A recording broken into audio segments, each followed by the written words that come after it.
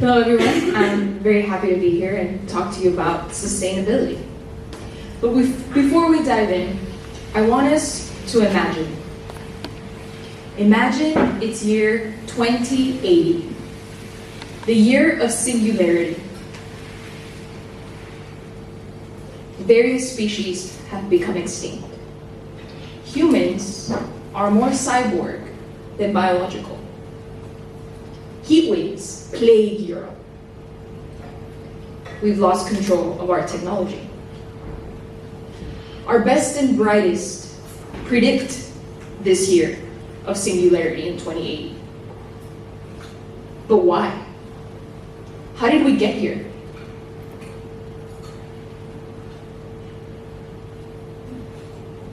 Today, we will understand that why through a 3-step process. Firstly, demystifying sustainability, understanding our current landscape, and what we can do now, and how our future really looks, potentially. So why sustainability? Why are we taking this lens to understand this potential future why? Because sustainability has allowed each and every one of us to be sitting here in this room. Throughout time, sustainability has been able to mitigate our risk, preserve our resources, and allow us to innovate and thrive. But what is sustainability anyways? We hear this term quite often, but we can't really grasp it. That's because sustainability is a verb. Sustainability is something we do. According to the United Nations, this is the official definition of sustainability. Essentially, being able to meet our needs today without sacrificing those of future generations. Any ideas on why this definition is so broad? Why doesn't it have resource management in it? Or people? Or energy? Any thoughts in the crowd? No wrong answer. Because no one knows. Because no one knows? Sustainability can be related to a lot of things. Humans, nature, manufacturing. It's just a term that leads you to sort of like get that compromising piece. Yeah, good concept there. Anybody else? It's a sustainable definition. It's a sustainable definition. Let's play with words there. The back. I continue. Yeah. So there's no beginning, there's no end. Oh, I love that. Yes, it's a continuum. Similar to the theme of illusion, right? What is time? So it's such a broad definition because how do we measure it? So in order to measure sustainability, we've developed concepts, frameworks. I like to call this the foundation of sustainability, the backbone. Many of you, I'm sure, have heard it, ESG, environment, social, governance, structures. Our environment, okay, our energy, our resources, our water, our social, our society, our communities, and governance, our laws. But this is not the only structure by which we can measure sustainability. There's also ESE, which is environment, society, and economy. Or a very popularized framework as well, which is PPP, the 3 Ps, people, planet, profit. Another framework that's not pictured is the Stockholm framework. A university in Stockholm developed, if you can imagine, a 3-layered cake. At the bottom of the cake is the biosphere, meaning that we should prioritize, according to this framework, we should prioritize our natural resources, our water, our energy, our land. After the biosphere is the layer of society, our health as humanity, our education, our well-being, and at the very top lies the economy of this 3-layered cake. But again, these are just frameworks by which we measure sustainability. So what is right and what is wrong? That is for us to decide. And in order to understand how to make the right decision of what to measure, what not to measure, what framework to use. Now that we've conceptualized the idea of sustainability and we somewhat understand, some frameworks, some pillars, okay, environment, society, governance, economy, okay, we have these concepts around the term sustainability. We're gonna go back in time. And I mean very, very back, ancient times, to understand where did sustainability really come from? Has it always been here? Did we create it? We'll dive into the Industrial Revolution, the rise of the environmental movement, and then today, I like to call the alphabet of soups of sustainability. Can we even keep up? I can barely keep up, to be quite frank. Standards, laws, regulations, but again, how did we get here and why is it important? Why does it even matter? Our ancient civilizations, way back when we were cavemen, hunter and gatherers, we discovered communication. We discovered the power of collaboration, of communities. Why was this powerful? Because it allowed us to be efficient with our time, with our resources, and leap us into societies, into tribes. Our tribes became more sophisticated. We realized some people in the tribe have unique skill sets that we can harness and utilize to go faster, to produce more food, essentially becoming a wealthier tribe. Our tribes had time now to create language, to create culture, to create a moral value system known as religion. We then created laws. But some of these civilizations, if not majority of them, don't exist today. They've perished. Why? Lack of resource management and conflict, intertribal conflict. Let's fast forward into the Industrial Revolution. The Industrial Revolution.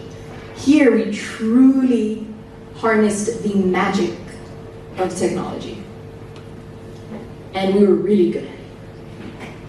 We were able to invent just amazing things. The steam engine, the car engine, the printing press, the mobilization of the assembly line, the moving assembly line.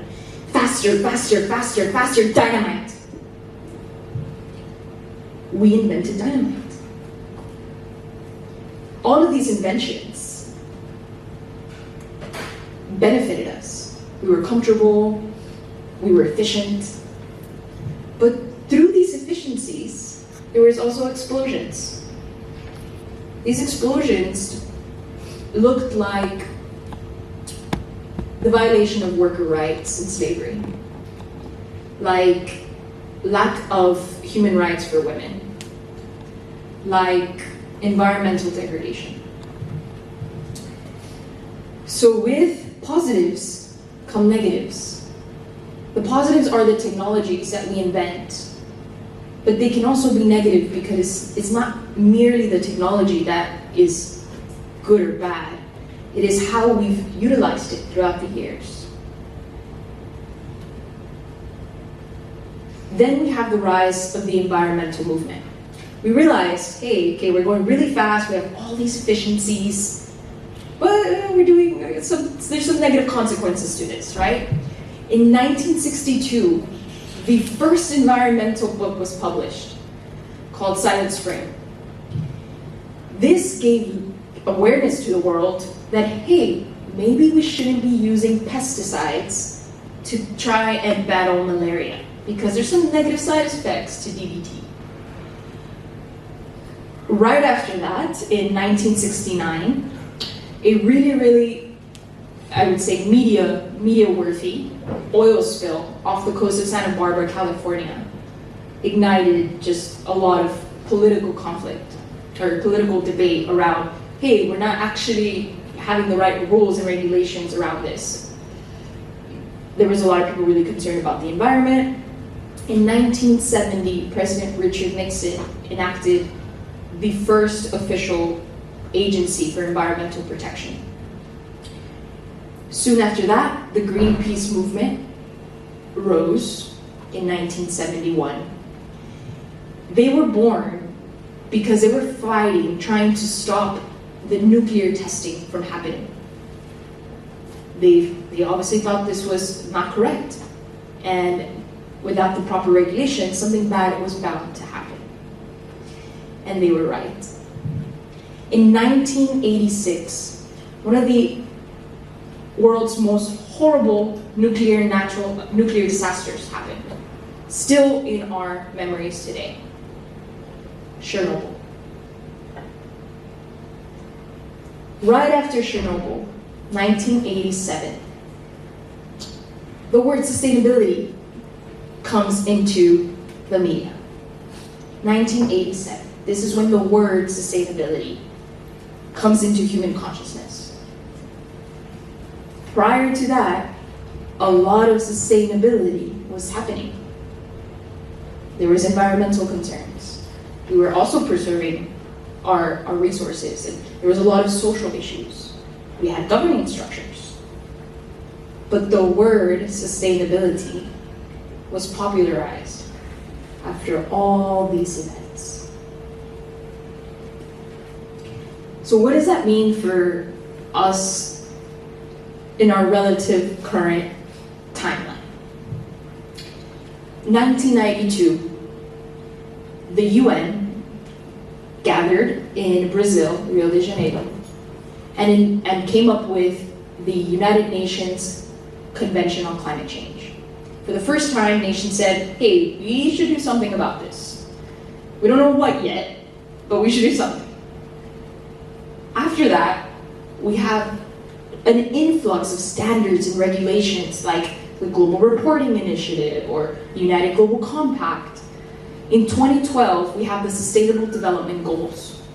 The Sustainable Development Goals are 17 goals, a bunch of pretty colors, all aimed at tackling massive global problems like poverty, like lack of education, like lack of access to water, like climate change, like increasing the economies of nations. Really massive, massive, massive, ambitious targets.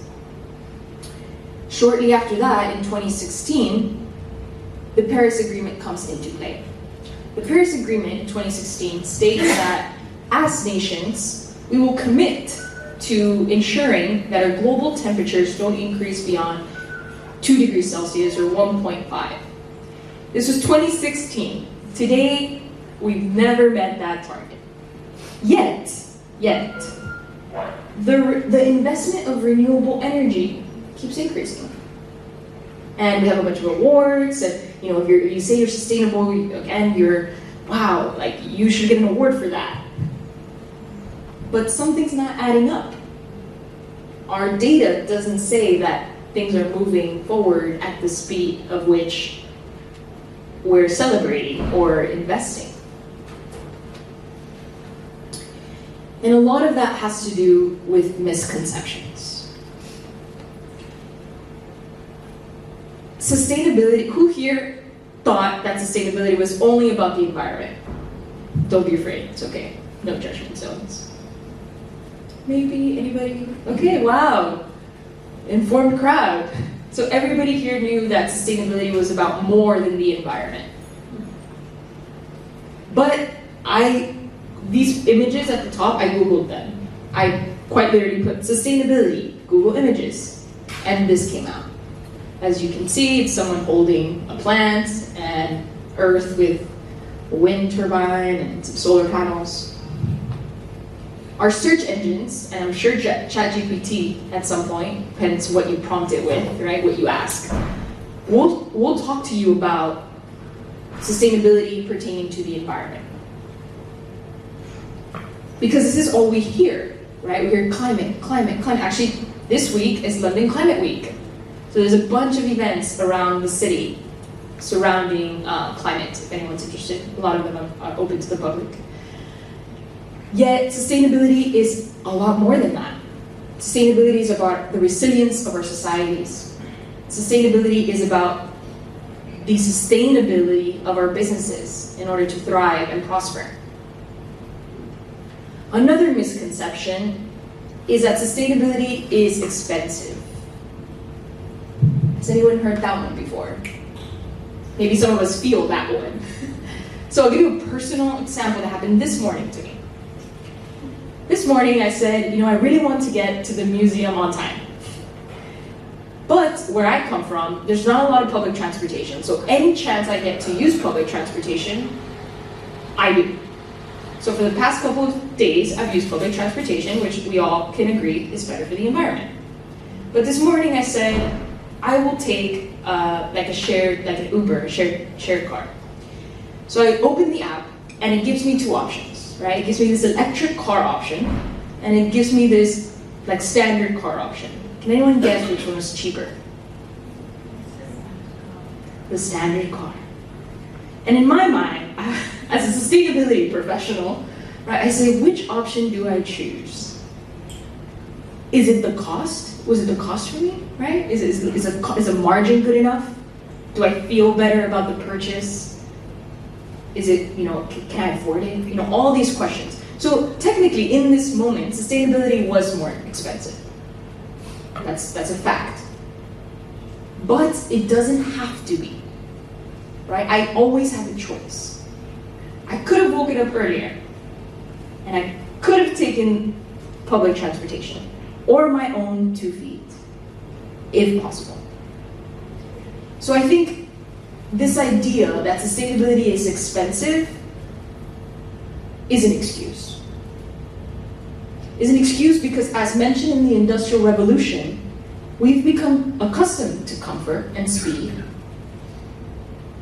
and we can't innovate mentally out of that mindset. So now what? Are sustainable products always better? Depends who you ask. Depends who they're made for. And all of this has to do with comparability. And in order to compare, we must first understand.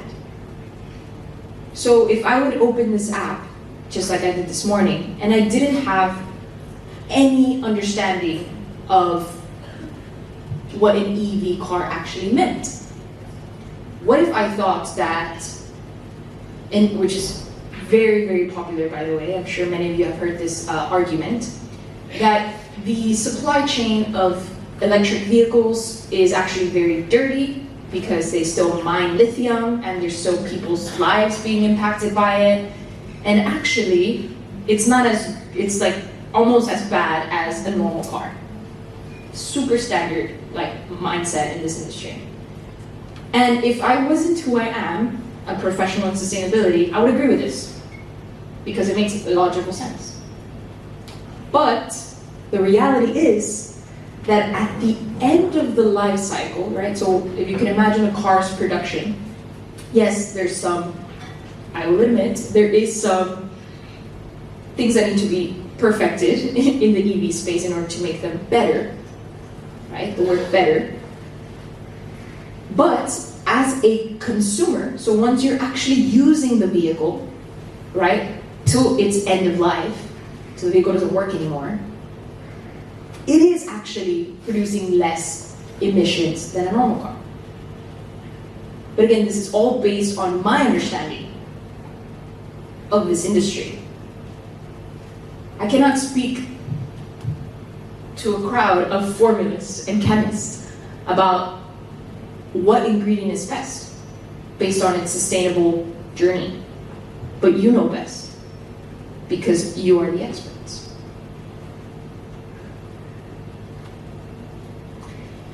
Now we'll dive into our current landscape.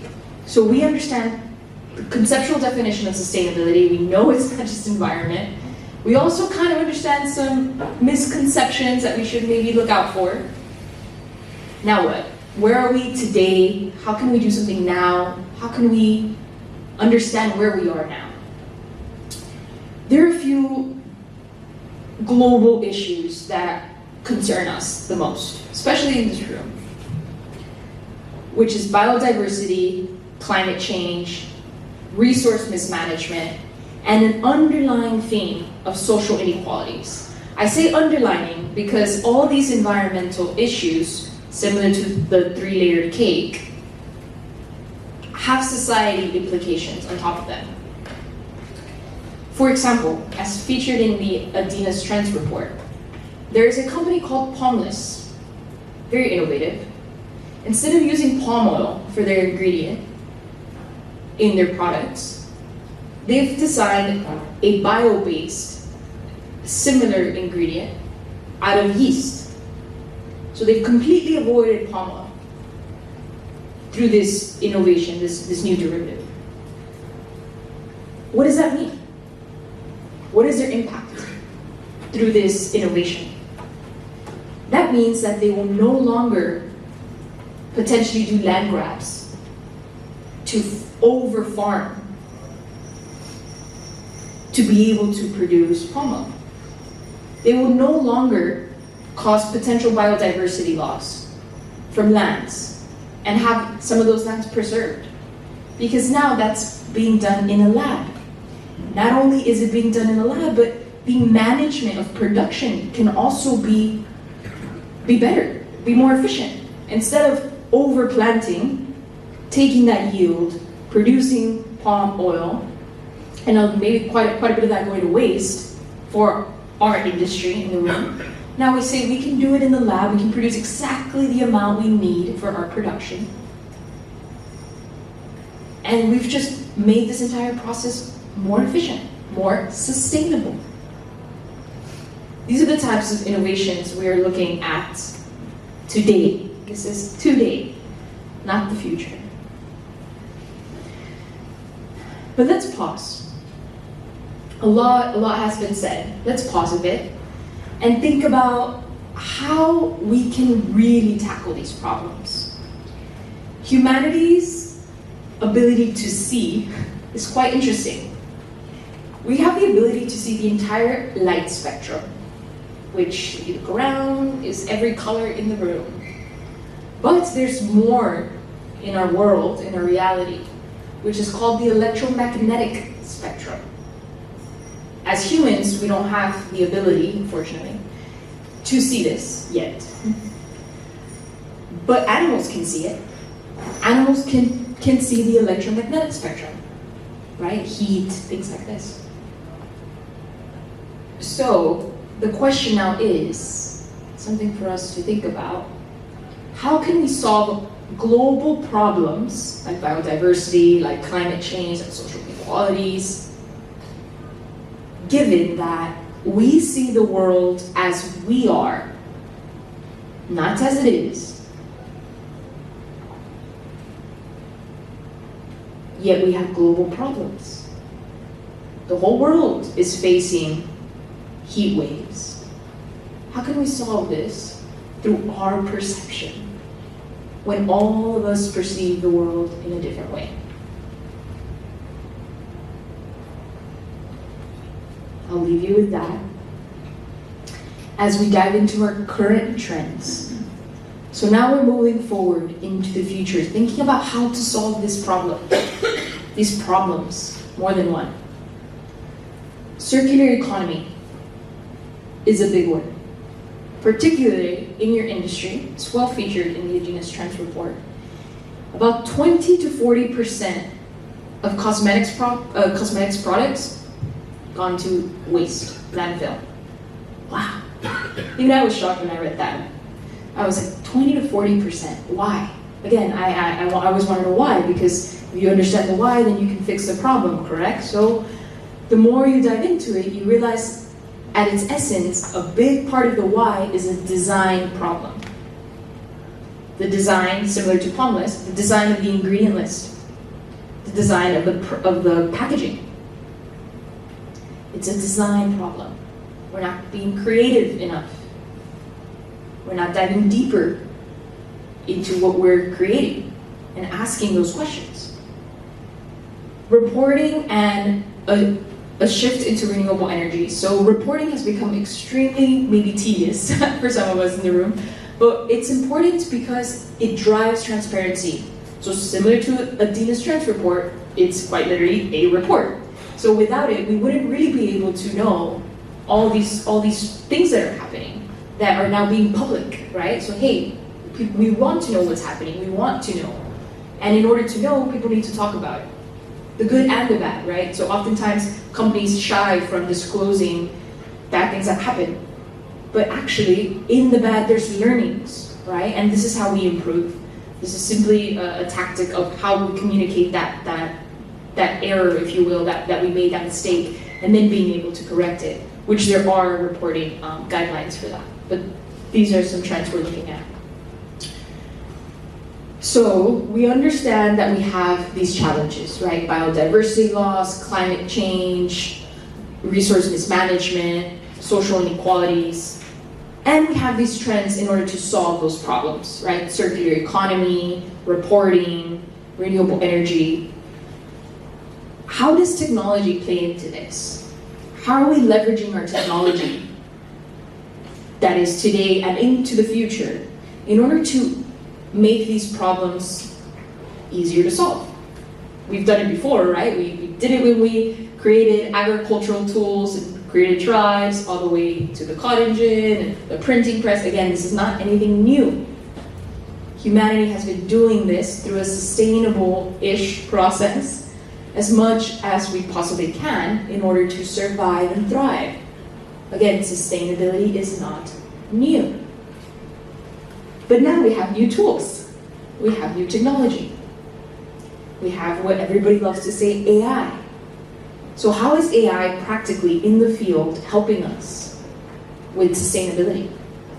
I'm sure many of you have seen in the news forest fires happening in Australia, happening in California, happening in Sweden, just happening everywhere it seems, right? Fires everywhere. How are we now tackling these fires with AI? Well, now we know through sensory information where the patterns, where the fire is going to next, right? The patterns the fire is actually moving in, the speed of rate in which it's moving, etc. So now our firefighters, we can deploy water, which is also scarce, more efficiently. So again, these are some practical ways that our data, our technology, is able to tackle some of these problems. From an ingredients perspective, blockchain into the supply chain is being deployed. Perhaps not to the speed and scale that we would like, but soon enough, right? These technologies are exponential. They increase quite quickly upon adoption. Being able to trace everything from where the product was originally planted to the distributor, to the manufacturer, to the end client. So the end client scans a QR code and can visually see that timeline. The technology enabling us to verify that supply chain is blockchain. So again, all these technologies coming into the fields, many fields, as mentioned earlier, sustainability is cross-range, industry agnostic, helping us tackle these problems. So let's say we understand the sustainability concept at this point, we understand some of its implications, applications, but maybe we feel like we're not mature enough to implement some of these technologies. Maybe we feel like we don't know enough to implement some of these strategies. Don't worry. These are 4 different case studies around the manufacturing industry, which have done very, very simple things that have increased their efficiencies. At the top, these are companies from all over the world as well. We have what they called leak day maintenance, which was fascinating to me when I read this report. All they did was every single day, someone was in charge of walking through the facility and making sure there was no leaks. That's it. A procedure that was done. Another really interesting example of that is lean design. So the way your actual facility is designed. Do you have this machine there, that machine there? So I guess taking back to the old Henry Ford assembly line, right? This is an old style of production, quite literally Industrial Revolution times. We haven't innovated. That's obviously wrong. We need to innovate now with a different mindset because we're in different times and humanity needs to thrive. So quite literally, that's what we've done, reducing costs by 65%, simply by redesigning their manufacturing facility. Obviously increasing their efficiency, energy use. Another example of that is being able to harness the heat that their own manufacturing facility was producing to link their heat to their power grid and essentially generate their own energy in-house. Again, things that are being done today don't require much investment and we could see a return. Another example goes back to your ingredient list. I think the a leak a day and the ingredient list are probably the most low-hanging fruits for any manufacturing company out there. Creating a list, right, so vetting your products, actually taking the time to understand where your products come from, what are their potential impacts, rating them, having a scale of risk. Simply doing that, they've been able to reduce 1.1 million pounds of organic compounds that would otherwise become waste for them. So again, these are low-hanging fruits that can be done today as actionable implementations.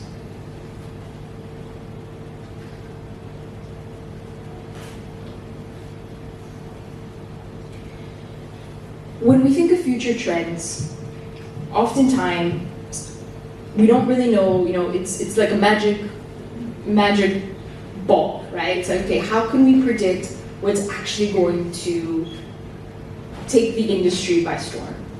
And should it, right? Should it? Again, we should ask why.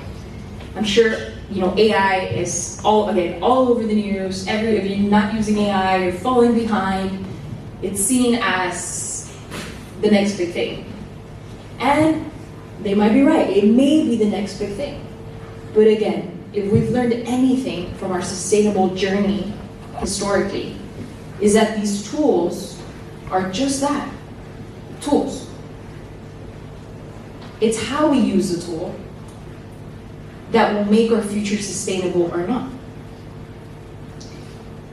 There has been studies where some of these chatbots, some of these ChatGPTs, if you will, you can ask them, you can prompt them to develop models for good, but also to develop models for bioweapons, for bad.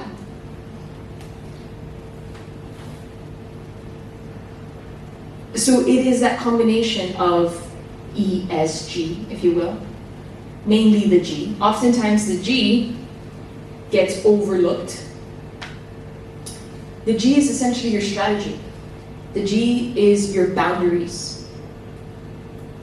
How far are you willing to go as a company, as a country, globally? But it really starts at your individual level, right? Do you purchase that or do you not? Do you implement a new technology in your life or do you not? As a company, will you begin to be a steward of a certain technology in a certain way? Right, so again, okay, we're using ChatGPT, but do we have any rules around how we use it? Because every tool that we implement will have an impact. So these are some of the trends that we see evolving, right? Big data and sustainability. Emerging technologies, so this is quite literally new innovation. So, for example, how to harness energy, how to produce energy, right? So everyone, I'm sure, is familiar with solar, nuclear, water, right, energy. Recently, there's also been innovations around being able to store heat with sand. Again, new innovations. Or being able to create a compound out of chemicals and create more efficient energy streams that can feed into the grid quicker. Or in the food industry, right? We have so many alternatives to meat. So these innovations are happening. And they're going to continue happening, but it's about adoption. It's about understanding if they're really better than the alternatives. And should we use them? Oftentimes, personally, in my life, people ask me, again with the cars, everybody loves to talk about EVs. They say, oh, should I buy a Tesla or like a Nissan Leaf, like some other EV car? And as a consumer, if we care about these things, it now becomes our responsibility to understand that technology. What is the difference between these two cars? Yes, they're both EVs, but besides, let's say, pricing and marketing, what is that car's actual impact?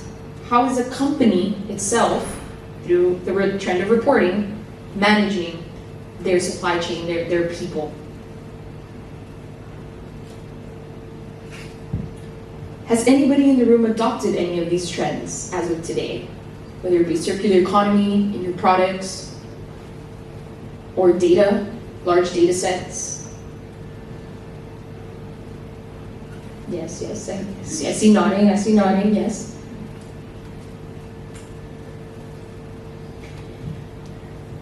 So now that we've been able to conceptualize sustainability, we've seen its evolution through time, since our tribal days to our innovative technology and some of the negative consequences that caused, to our overwhelming reporting and fascination with data and wanting to understand this problem in order to fix it. I think most importantly is our perception of it. How we are perceiving sustainability.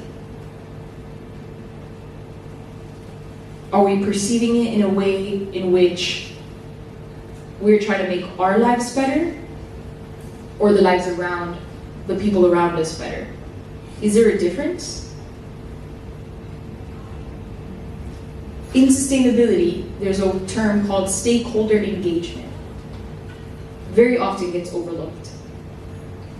It means talking to everybody.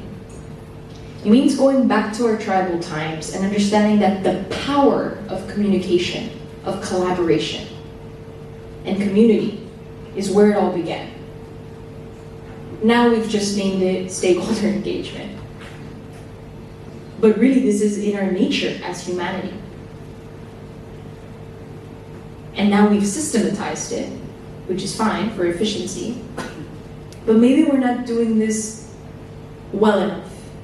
And we've put technology to replace what is human.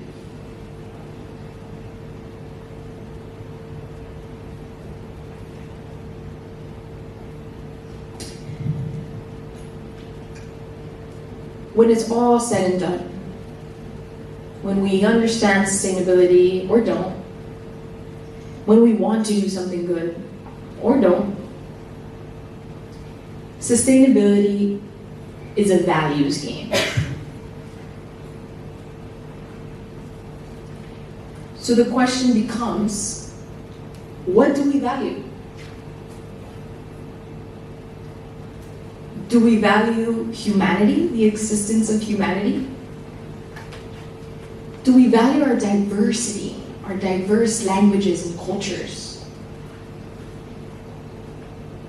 Do we value our clean air when we go outside? Do you value your purified, clear water? Do you value your health and your safety? Do you value your life?